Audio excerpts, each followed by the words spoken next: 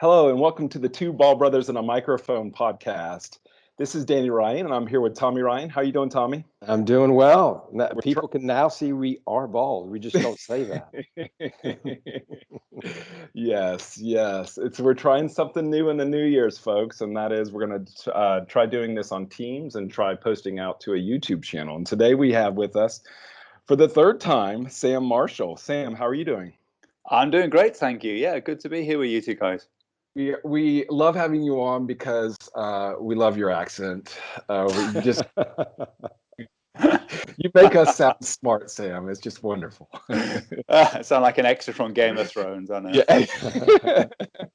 Excellent. And how's your new year starting out for you? Yeah, so far so good. I got a reprieve. I was meant to be on jury service for the first 2 weeks, which was soaking up a lot of time. They set me free after a day and a half, so it's almost like semi-holiday, having all this time that I didn't expect to begin the year with. So what better way to spend it than a video cast with you guys? Right. With your two favorite bald brothers, right? Exactly, yeah. So what's great about these conversations, this is our third one of doing these, is just you've got I think very similar type of company to us, a consulting company.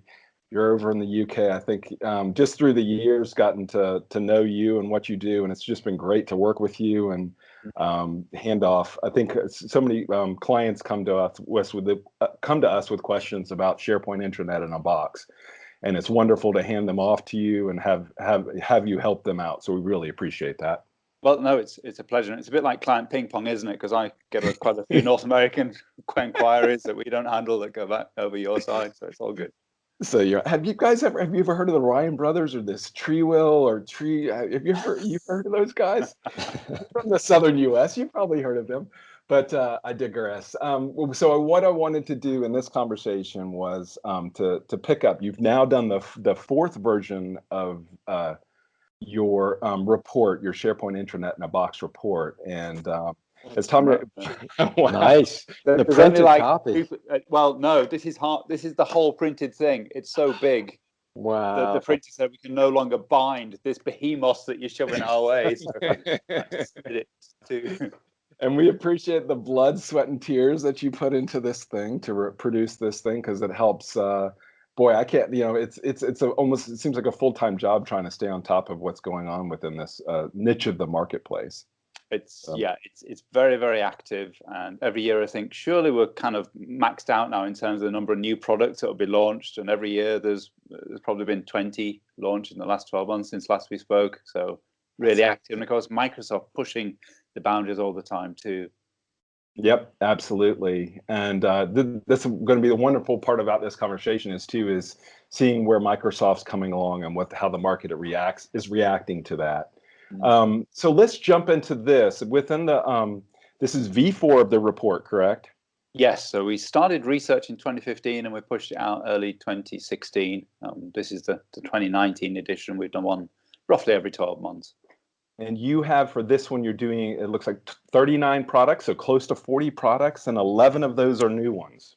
That's right, yeah. And then there's 17 where we do like a market summary. So we don't do an assessment where we score them, but we give like a kind of buyer's guide to what they offer.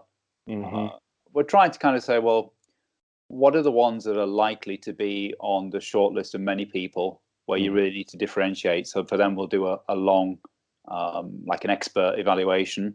But often there are some players who geographically might make sense for you just because they speak your language or they know your business culture. They're not going to be a big market, but could be on the shortlist for a certain segment of the report users. And you've got a voice of the customer, so starting to pull in what customers think and what their perspectives are on some of these products as well.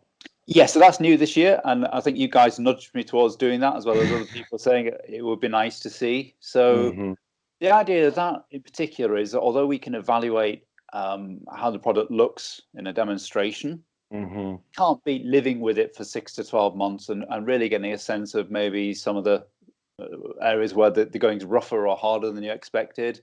Okay. But also what the vendors are like in terms of being a collaboration partner. And I've got to say, on the whole, there were some very, very enthusiastic customers. Some people really praised to the point where I thought, gosh, can I actually put this in, because it sounds like fake news, but we verified that they really were customers, and a lot of them we spoke to, or we emailed back and forth just to check them out, and yeah, so people are happy customers on the whole, which is good to hear.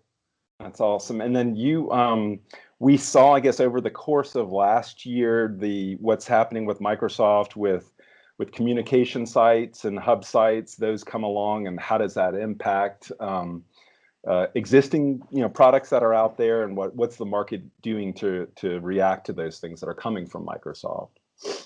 That's really been Microsoft, I think, turning up the heat in terms of this sector, and it's put a lot of pressure on the vendors over the last 12 months. So particularly that shift over to modern. The origins, a lot of these products had invested heavily in publishing sites, easiest to live with, and doing all the branding and so on top. And to heave all that over and recode it again to work with modern is a substantial effort. So although we've got 11 new vendors, we have also seen some products drop out the market. I think they just took a look and said, yeah, we can't afford to make that transition and still make money out of it. So, for example, they've become resellers of the bigger products rather than plowing on ahead with a new iteration of their own one. But beyond that, yes, some vendors have said, we like what Microsoft are doing. Yeah. And one of the trends that I picked up on it, we called it light and lean, is that they're kind of slimming down their product and saying, we'll just fill in the gaps from what we know customers need from an intranet versus what Microsoft provide. And if we reach a point where Microsoft fill that gap with their own solution, then we'll pull our code out so you don't get duplication. And I think that makes a lot of sense for a certain sector of customers who see the long-term objective to become pure Microsoft, but don't want to wait maybe 2-3 years for that to be viable. So they're looking for a light and lean in a box solution that they can use as a transition, as a stepping stone to that endpoint. But then equally, there's just so many products saying, look, there's an awful lot that we don't think you'll ever be able to do without out of the box SharePoint. So they are much more substantial products that go way further than Microsoft ever would. Yep. Yeah. This is a bit of a strange question, but where you were talking about, have you ever seen customers go with multiple intranets in a box? Or is it, yes, not always by design. Yeah. Maybe they made a mistake with one and they brought another one in, or has it been? I'm just wondering, because the way you explain that, it sounded almost like maybe some would fit certain gaps and some would fit other ones. Yeah. But I don't know if we haven't seen that much, and a part of it is just seeing what you're seeing over in the UK versus what's happening over the US. Primarily we're seeing a lot of people just go with one, but yeah, there's a few scenarios. So one is, for example, you get multinational companies where different countries might have gone for different inner box products. Yep. Yep. And so long as they work pretty much autonomously, then they can coexist quite happily. Yep. But also some of the products like Powell 365, they have Powell Manager, which is much more a governance tool for controlling mass deployment of things like team sites and communication sites. And that would happily coexist with something where you bought it maybe for the news management or the editing environment. It's more an admin tool rather than a front end tool. Right. Yeah. And then we were approached just this week by a company that had rolled out 18 months ago on top of one of the products which is now pulled out of the market. So unfortunately, going to have to replace it. Gotcha. That's why I say, look, a lot of what's in the report now is the kind of stuff procurement should be doing for due diligence of saying, if we partner with these guys for 3 years, have they really got the revenue stream and the head count to keep the product going? And if there's one, we probably talked about this last time, but if there's one thing we've learned as a services company, is we're not a product company. and it's a completely different business. Tommy, you should be shaking your head here, right? Yeah. Yes. There's a big difference between the two. A lot of scars there. There's scars. I wrote a blog post a while back, which was basically my biggest business mistake, and it really just has to do with Tommy and I invested quite a substantial amount of money into a product, and it takes as a services company, it's the grass is always greener on the other side of the fence, right? It's always that they're looking at us, look at their bill rates, and they can get people ramped up quick. And and then we're looking at them, and we're looking at reoccurring revenue, and everybody's like, sort of like, I want that, and I want that. And one of the really nice things in this report that I've seen is you cover like the business model. So even as a SI, this report is helpful to me to know sort of, what's the background on that company? Are they a pure product company, or are they a lot of these alternatives are, they're ThreeWill putting out here's our intranet in a box, and are they going to be around 3 years from now? Are they going to be around? Are they going to be able to support their product? Do they have the structures in place to support their product? So.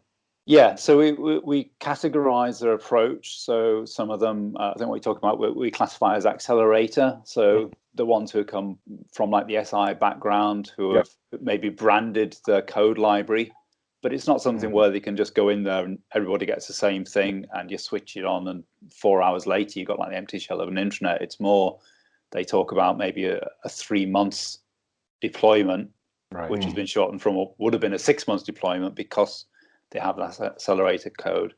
So we also ask, what's the typical deployment time? That's another clue to what their approach is.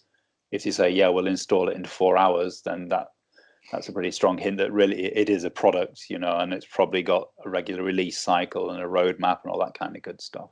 And I don't know if this was in previous versions of the report, but you've got this nice, where you've got a column that's type, and I'm looking at it right now. So you've got a ready to run versus framework versus application versus accelerator, which that's a great, you should sort of, you've made it nice where you've sort of put them into these different buckets so that people can say, what are we looking for as an organization? Are we looking for something more out of the box, or are we looking for something that will get us there quicker, or what type of product do we really need?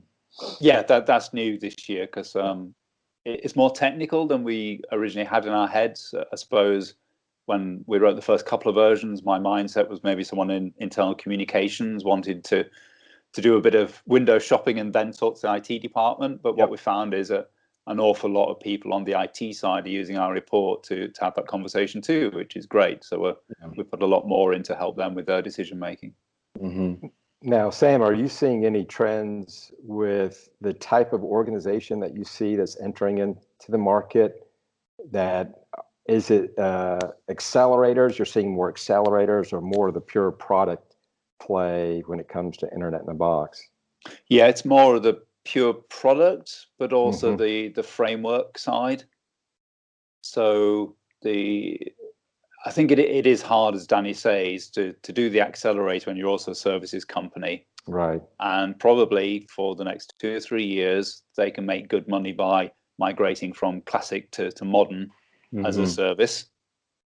But you get the scale from doing it on the product route, particularly the ones who have a partner model. So Omnia, Bonsai to some extent, Powell 365, Fallow is a really big partner-based approach. Yeah, that's when you can really put money into innovating because you're not actually distracted by servicing the projects. You let your partners do that. Yeah. We recently picked up someone from one of the Internet in the Box companies because they kind of doubled down into purely product and getting rid of their services side of their business. But it's horses for courses, because a lot of companies we talk to, they say we don't want too many different contracts with too many different suppliers. So we would like someone who knows a product really well, but can also help us with the requirements gathering and help us with the branding and even help us with some of the launch communications. So it varies a lot. The other thing, you've done the Intranet Choice Awards that you've done. Those were updated for this year as well. We were sort of starting to get into that. Any surprises there, or any sort of overall thoughts on what was chosen for this year? I shouldn't be surprised, as I devised them, but well, I guess when you chose them, you surprised to see something that you chose. And the winner is so one of the categories. Surprise yourself. Yeah. One of the categories we had from last year to this year is Intranet Value one. So we do a kind of Gartner Magic Quadrant type analysis of cost versus capability. And there's a Belgian company called Involve that came out, and when I was reviewing it, I suppose I thought, oh, you know, this is a solid product, but it's only when you factor in the pricing that you go, wow, this is a lot of bang for your buck. So they're a new entrant. That was good. We also did a new category this year, which is an innovation award for companies that are just coming at this in a somewhat different way. So not just about, for example, news publishers that we really liked, because they actually built a mobile like employee engagement app first, and then moved into the SharePoint world. So they got quite a different lineage to most of these. And one of the things that they really thought through was, well, you got a lot of frontline workers, blue collar workers that don't even have an email address. How do you onboard them? Because the classic Office 365 one is, well, you just buy a whole shipload of licenses for all the frontline workers who never really use it. But no, with Sparrow, you can onboard through things like text messages to their phones without any need for an account if they're just going to be reading corporate news through an app, for example, which I thought was pretty nice.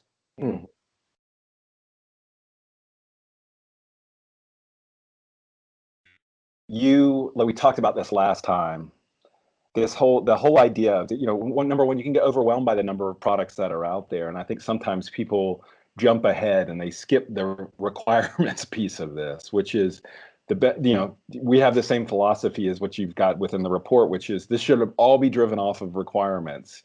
It's nice that you know, these products have these different features. Don't get caught up into that. It's like, what does your organization need? And I think that's a really important thing that sometimes I've seen companies jump over that step, and they start evaluating products and not really understand the needs of their organization. You run into that very much at all, or? Yeah, even though everybody's saying it all the time, it happens a lot. So people will say to me, okay, so you've done all these appraisals, Sam, but what's the best product? There is no best product. You know, it's like saying, when you go to a restaurant, what's the best meal, Danny? What is the best meal? It's like, well, depends what you need, you know, your particular circumstances. So there's no shortcut in doing your homework, because if you're not clear on your requirements, worst case, you buy the wrong product, but also you might just overspend and buy a product that ticks more boxes without actually buying things that are relevant to you. And you know, I often use the analogy, it's like digital workplaces it's like going down the gym with a bunch of athletes. So you could spend a whole heap on equipment that you'll never use because it's shiny and you feel you should have it, and everyone else seems to have it and everyone else is talking about it. But in order to get the performance out of your athletes, you also need to think through, what's the program that we're going to use with them with this equipment? Because if we want a bunch of marathon runners, they're going to do an entirely different program to creating a world-class team of sumo wrestlers. That's an interesting analogy. Together. Yeah. And it's okay, you know, like you buy Office 365, you say, well, we've already got everything we'll possibly need. Well, no, actually, it's good to ignore some bits of equipment because it might be harmful or at least confusing for your organization. Work out what you're trying to achieve, what the program is, and then what equipment you need to deliver that program behind it. Yeah, we're often talking with clients where trying to understand, where are they from a collaboration standpoint? You know, are they in the walk, run, sprint?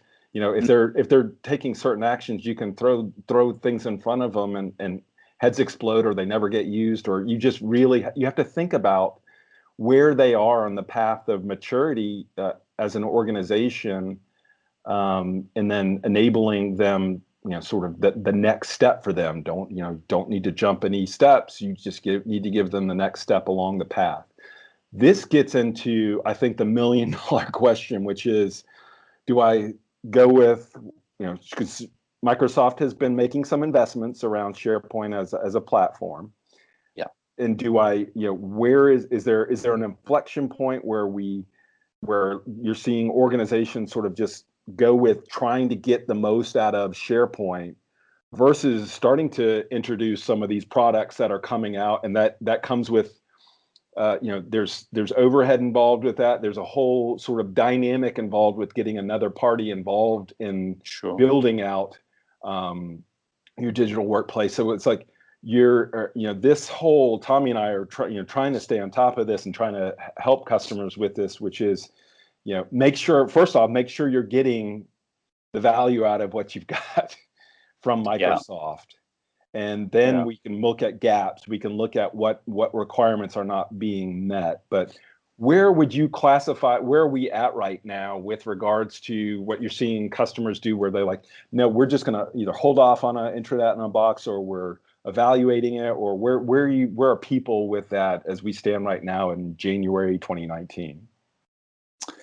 We're starting to see some people trying to do it without any add-on product. Even a year ago, I think the argument was a lot simpler because people would see an out-of-the-box publishing site, show it to their stakeholders, and stakeholders would go, "Oh, that's ugly, fix it. If it takes money, fine, but we need to fix this." Whereas now you can show them a communication site using modern web parts, and it looks okay. Mm-hmm. And that's made it a whole lot harder for in-a-box vendors to get the first toehold in the door, because although there is an enormous difference between what you can do with standard SharePoint and what these products add, it's not an aesthetic difference. It's 101 other gotchas that you'll probably encounter as soon as you start to scale up or do more complex things, particularly around information architecture, navigation. Multi-language is probably the simplest one to say, look, it's a non-starter with SharePoint. That's when you need an in-a-box product.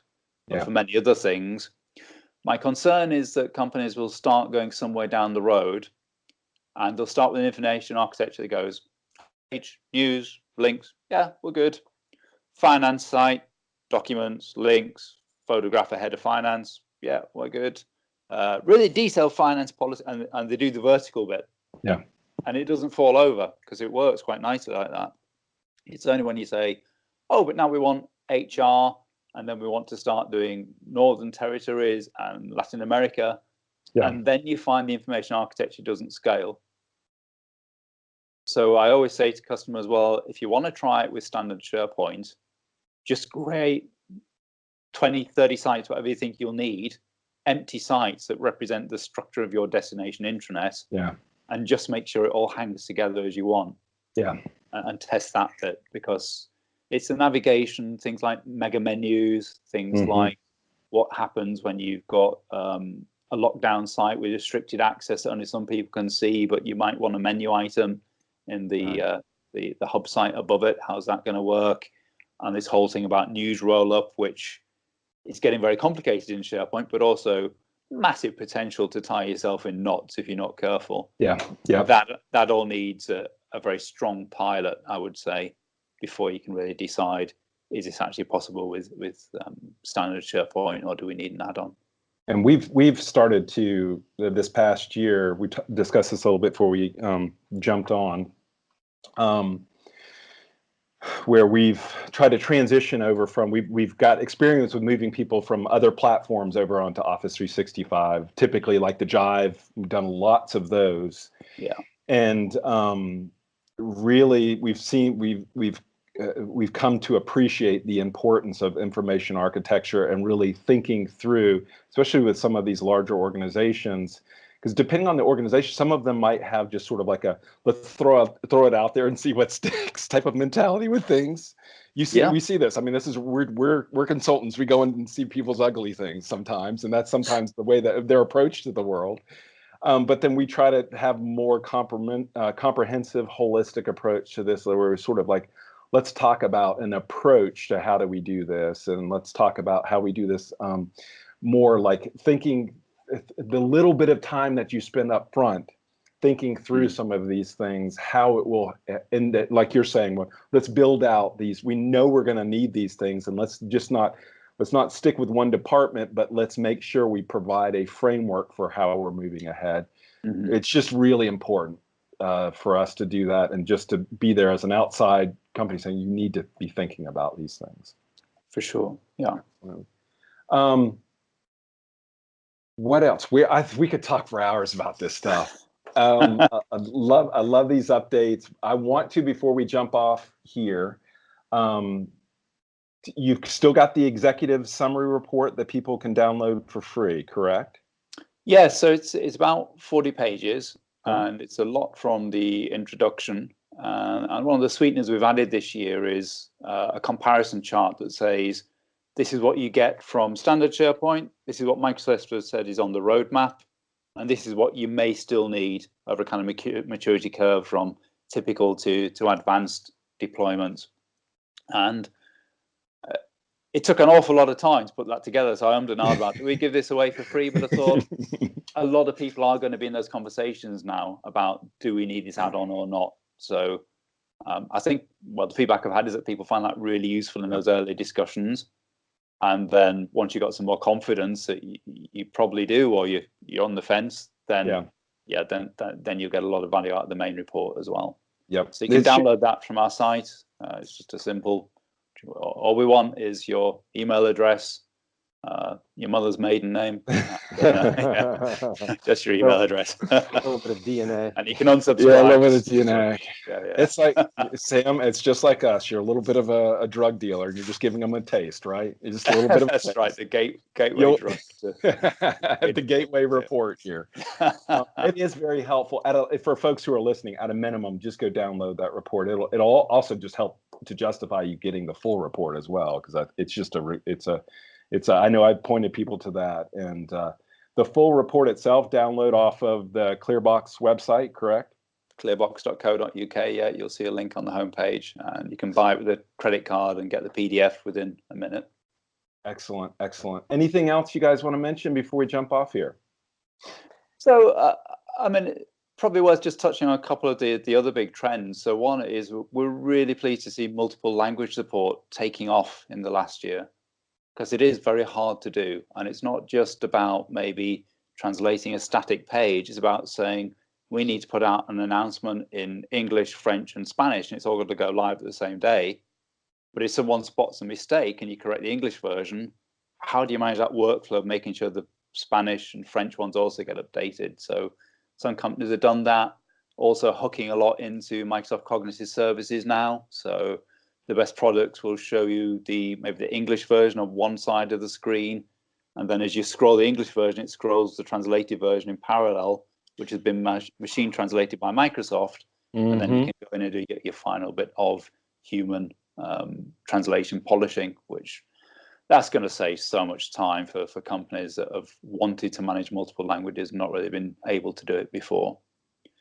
And the other trend that I really like, if you look at maybe Acumina and Matchpoint and Beezy, is thinking much more about the digital workplace as a whole. And a drum that I keep beating is saying it's not just Office 365. Yeah. Most organizations, your digital workplace, you maybe got SAP and or Workday and Oracle and all these other things that people would say, this is actually, this is where I do my work. Right. Emails that are a distraction, documents in SharePoint, nice, but actually my work happens in this transactional system over here of Salesforce if you're a sales guy. So we need systems that recognize that. And if we're ever going to have like the dashboard where people say, I want to start my day at this, they've got to have hooks into those other systems as well as into documents and what's happening on Teams and your email. And some of those products I mentioned are doing that now, creating those hooks and even creating, for example, actionable cards. So on the mobile app, you can request time off via a bot, and it submits it through to Workday, and it comes back on your boss's mobile with just an approved card. They don't need to log into any other system to make that happen. And that's really good forward thinking. It's not mature yet, but it's definitely going in the right direction, and very clearly something that Microsoft isn't making a lot of noise about yet. So some good space for them to explore. Awesome. Tommy, anything you want to add to the end? No, just I've enjoyed hearing your dialogue between you two. It's been nice being kind of sitting on the sidelines here. But chilled out on the sofa. Got a can of beer off screen. Just like You held my attention. I didn't fall asleep on the couch here. Oh, so you're the no, crowd Sam. for us. Go ahead. Yeah, Sam, I appreciate what you're doing, the work there. I mean, the body of work there really shows the thoroughness of, you understanding the marketplace and trying to enable customers to make good decisions. And, that's the business that we're in too, is helping people make great decisions. And this, this body of work is something that we reference all the time. It's something that we think is valuable to our customers, and appreciate you putting all the work that it takes to get to this point. So thank you. Well, it's great to hear. Thank you. And I'm glad it's helping people, because the more, just for me, I think a lot of work sucks. So if I can take the the painful bit of work away when it's just so hard to get that template and let people focus on the work that they enjoy, which tends to be the more productive stuff, then we're all good. We're all winning with that. Excellent. Well, this is a new thing for me, so I'm going to say subscribe to this channel. I haven't done that yet, so subscribe below. And then I will also be publishing, for folks who are listening to this as an audio podcast. Feel free to jump over to the ThreeWill website, and we'll have links off to our YouTube channel there. We'll also do a transcription of this, and we'll have all the links that we mentioned in this discussion as well. A link off to the report, a link to the executive summary. And thank you, Tommy. Thank you, Sam. Really appreciate you guys in this little Microsoft Teams experiment. I think it went well. So one last thing before I jump off. So you're going to be doing this yearly. So there'll be a V5 at the end of this year. That's the plan from here? Always depending on how the market shapes up. But yeah, no, I think there'll definitely still be a report about the high-end ones. But I also expect quite a big shake-up again this year, and it's going to be another exciting set of announcements from Microsoft, I'm sure. Who's Microsoft going to buy? I have to ask you that question, because I think I asked you last time. You're like, I have no idea. No idea.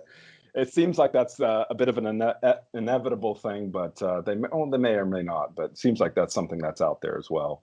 They mentioned a company called ThreeWill or something like that. ThreeWill. Throwing billions away. I think a little expensive. Now you're on YouTube. You're going to be the next Baby Shark. You'll be worth a fortune. Well, thank you, guys. Thank you, everyone, for listening. Pleasure. And have a wonderful day. Take care. Bye-bye. Bye.